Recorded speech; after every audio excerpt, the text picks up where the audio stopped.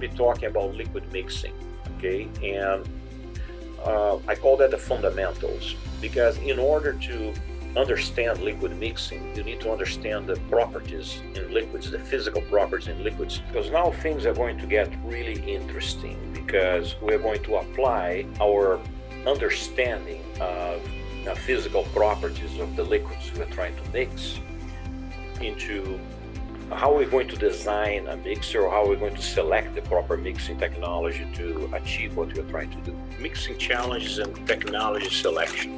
So, in other words, what kind of challenges, what kind of struggles or opportunities in a mixing challenge, in a mixing system, that is. I don't know if any of those images ring a bell.